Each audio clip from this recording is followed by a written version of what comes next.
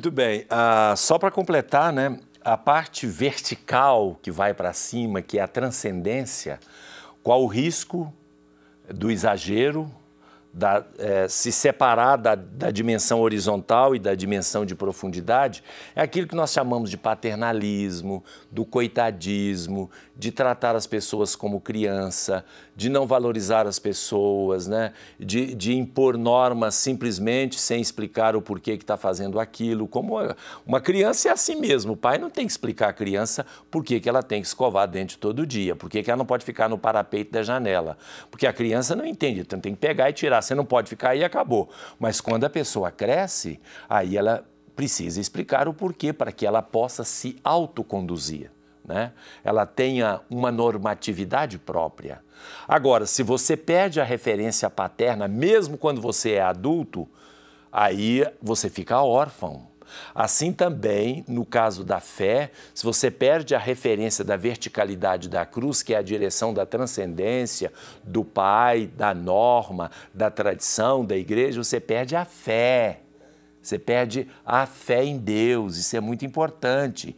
Então, no movimento da esquerda, que deu guerrilheiros, que aconteceram guerrilhas e assim por diante, que começaram com uma prática cristã horizontal de serviço aos irmãos, acontece também esta possibilidade de se perder a fé, porque se perdeu a verticalidade.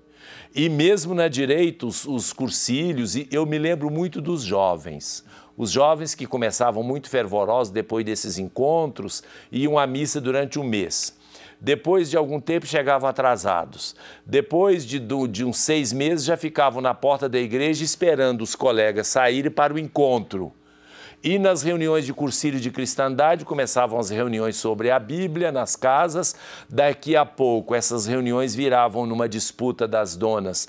Qual servia o melhor salgadinho, a bebida melhor e assim por diante, viraram festas sociais.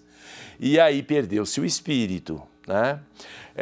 Então, tem que integrar, tudo isso é importante, porque essa dimensão horizontal é o compromisso com as pessoas, é o compromisso com os irmãos. Isso não se pode perder, mas tem que manter o espírito.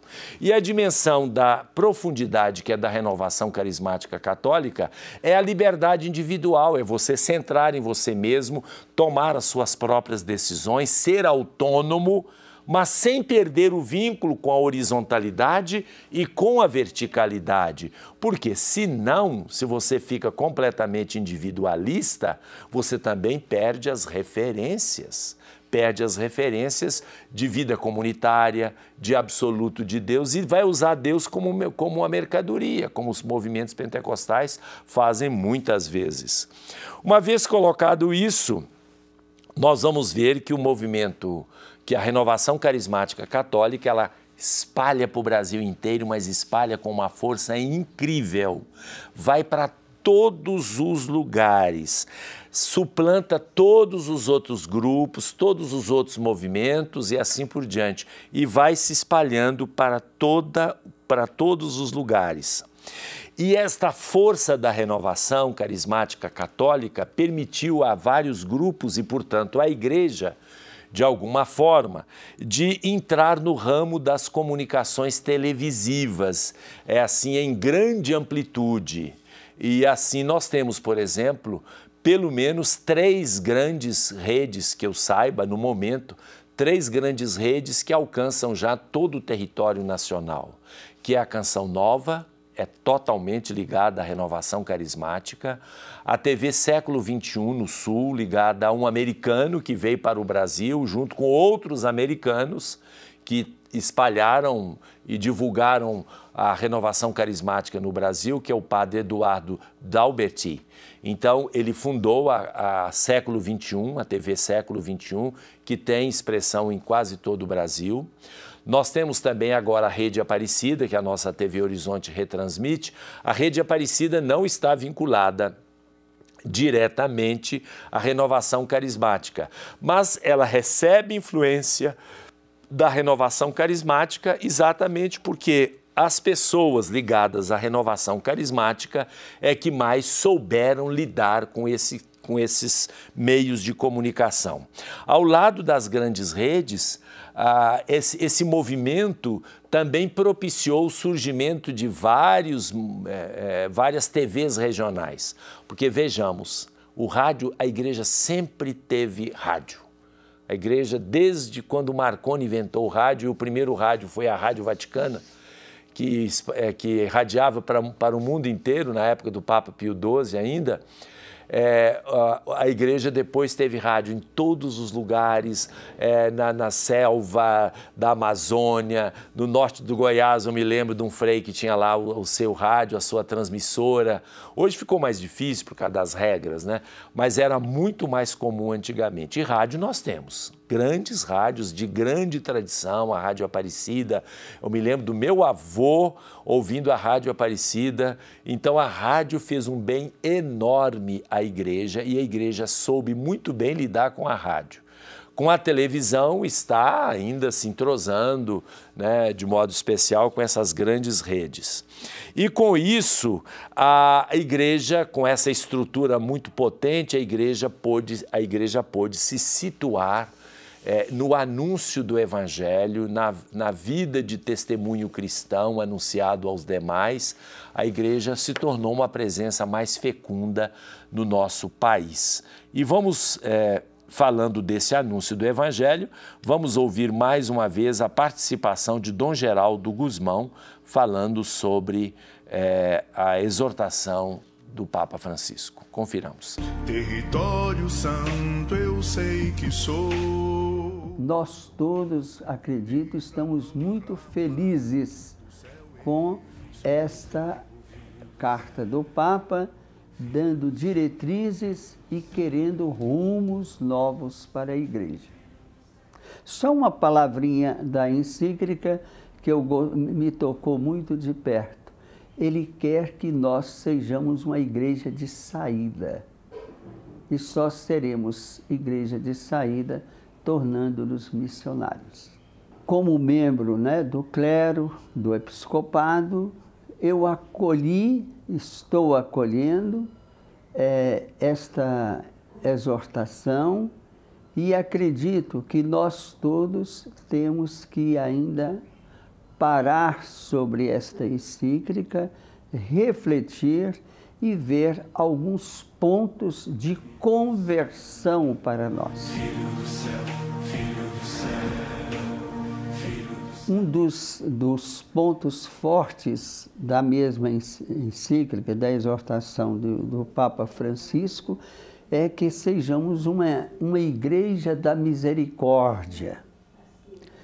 E então, no hospital, enquanto capelão, é atitude de misericórdia, de acolhida. Inclusive, sendo muito forte para mim esse encontro com pessoas indiferentes de crença. No hospital, dirigido pelas irmãs, as pequenas missionárias, em todas as UTIs tem um crucifixo.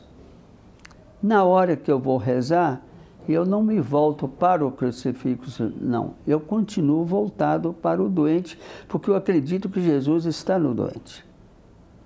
E se ele está no doente, eu tenho que me encontrar com ele.